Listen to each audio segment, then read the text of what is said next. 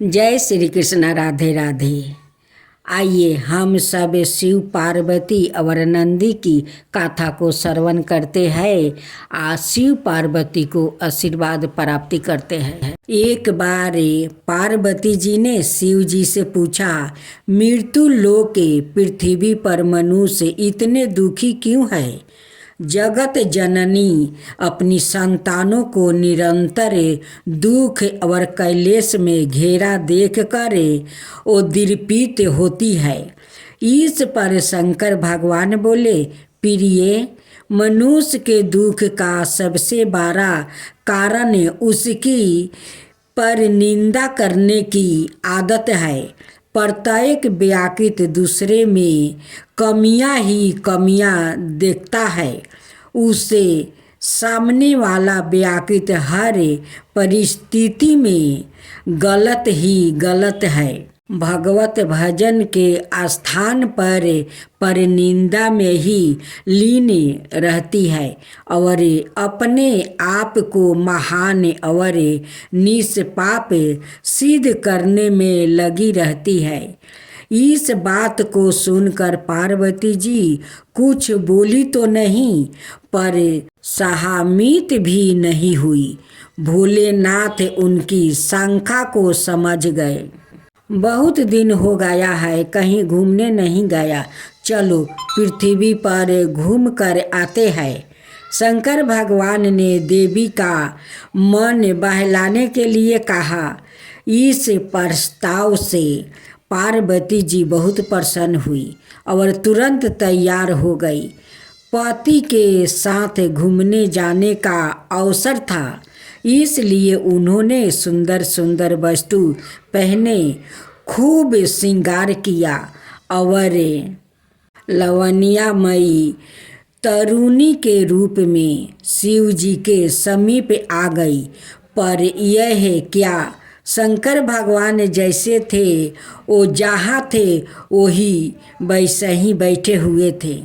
पार्वती जी थोड़ा नाराज होकर बोली, क्यों, क्या चलना नहीं है?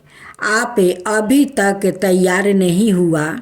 भगवान शंकर पत्नी का मनमोहक रूप देखकर प्रसन्नता से उन्हें निहारते हुए बोले, मैं तो आज एक अद्भुत के रूप में पृथ्वी पर घूमने जाऊंगा। यह बात पार्वती जी को पसंद तो नहीं आई, पर पति के साथ घूमने जाने के उत्साह में उन्होंने कोई बहस भी नहीं की और शिव जी की सवारी नंदी बैल को चलने का आदेश दे दिया। शिव पार्वती और नंदी पृथ्वी पर एक बूढ़ा पुरुष, तरुणी सुंदर स्त्री और बैल की सवारी के रूप में विचरण करने लगा। जब वो सब पहले गांव के समीप पहुँचे तो कुछ लोग की नज़र उन पर पड़ी। वो लोग उन्हें देखकर हंसने लगे। एक व्यक्ति दूसरे से बोला, वह क्या जोड़ी है? दूसरा आगे बढ़ कर बोला, और उस पर से अकल तो देखो, सवारी साथ में है फिर भी दोनों पैदल चल रहा है।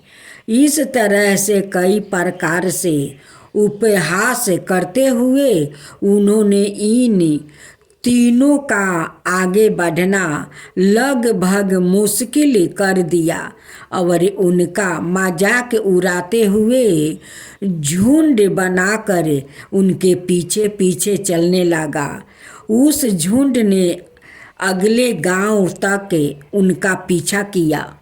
अगले गांव में प्रवेश करने से पहले पार्वती जी ने शिव जी से कहा, लोग मजाक उड़ा रहे हैं, ऐसा कहते हैं आप नंदी पर बैठ जाइए और मैं पैदल आपके साथ चलती हूँ।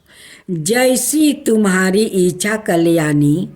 मंद मंद मुस्कुराते हुए भोले शंकर अपनी भारी भार कम देही के साथ किसी तरह नंदी पर विराजमान हुआ। पर यह क्या, पिछले गांव जैसा ही स्वागत इस गांव में भी उनका हुआ। लोग तरह तरह के ताने वृद्धा के रूप में भोला बाबा को देने लगे। आपस में लोग बातें बनाने लगे, कैसा बूढ़ा है, कोमल सुकुमार स्त्री पैदल चल रही है और आप आराम से सवारी कर रहा है। कलयुग है भाई, कलयुग है। चलो, नहीं तो देवी का चलना ही दुर्लभ कर दिया। किसी तरह भीड़ से चलते चलते ये तीनों गिरते पड़ते गांव के बाहर पहुँचे। अब की बारी देवी की थी सवारी करने की। पार्वती जी तरुण स्त्री के रूप में बैल पर जा बैठी और वृद्धा पति के रूप में भोले बाबा साथ साथ चलने लगे। अगले गांव के कुएं पर स्त्री पानी भर रही थी। उन्होंने जब इस विचित्र जोड़ी को देखा तो तरह तरह के मुंह बनाकर इनकी तारीफ इशारे करते हुए हंसने लगी, तरह तरह के उल्लेहन देने लगी। तरुण स्त्री की और अंगुली करते हुए एक ने कहा, आरी, तुझे लाज नहीं आती? बूढ़ा पति पैदल चल रहा है और तू रानी बनी सवारी कर रही है। दूसरी ने बात आगे बढ़ाते हुए कहा, आजकल की बहू बेटियों तो सारी लाज शर्म धोकर पी गई है। तीसरी ने अपने जन्मों के गुण गाने आलपाने शुरू कर दिया। इन सब की बक बक झक झक की परवाह ना करते हुए ये तीनों आगे बढ़ते रहे। माँ अपनी संतानों को व्यवहार से बहुत लज्जित महसूस कर रही थी, पर अब भी अपनी हार मानने को तैयार नहीं थी। अंतर्यामी भगवान सब कुछ जानते हुए अनजान बनने का नाटक करते हुए बोले, प्रिय, ऐसा करते हैं कि मैं नंदी को अपने कंधे पर उठा लेता हूँ, तब किसी को कुछ बोलने का अवसर नहीं मिलेगा।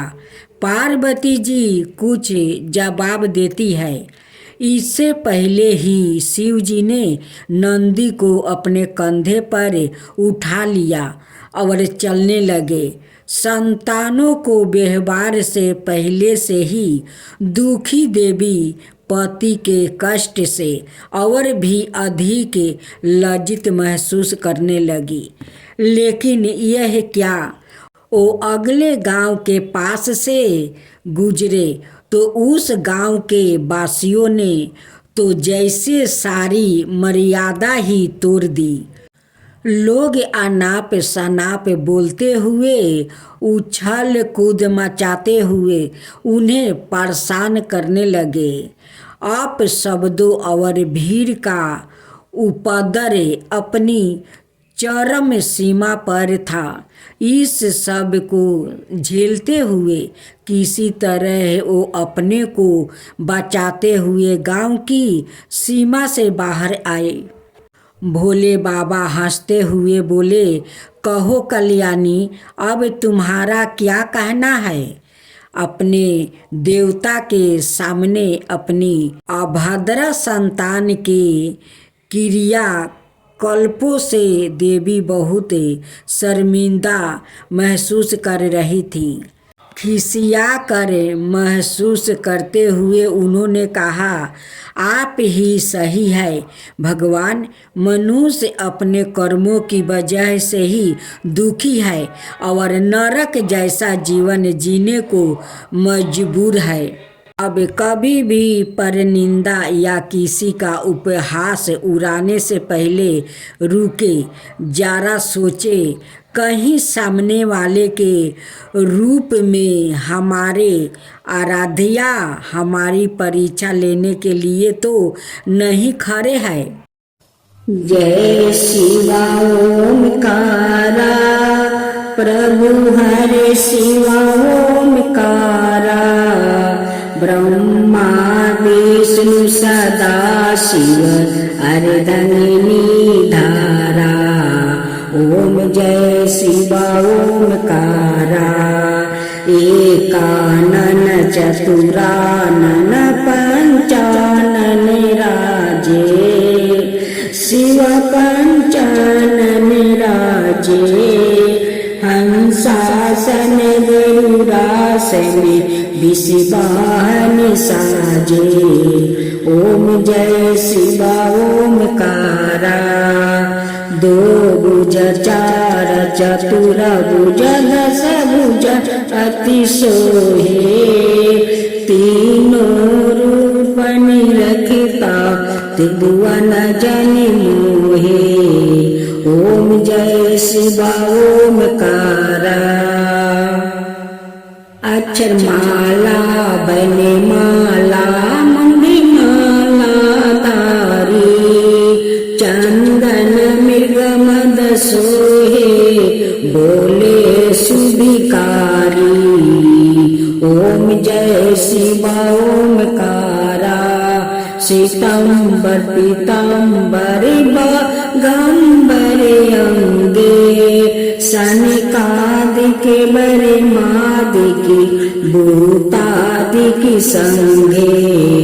ओम जय शिवा ओमकारा, करके मध्यम कमंडल चक्र त्रिशूल धरता, जग करता जग भरता जग पालन करता।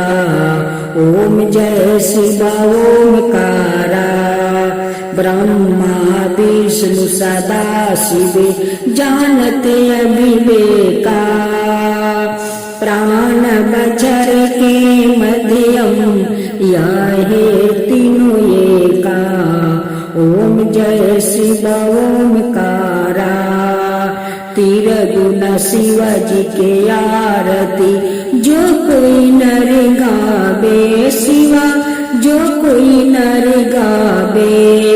कहत शिवानंद स्वामी मन भजत शिवानंद स्वामी, मन वांछित फल पावे।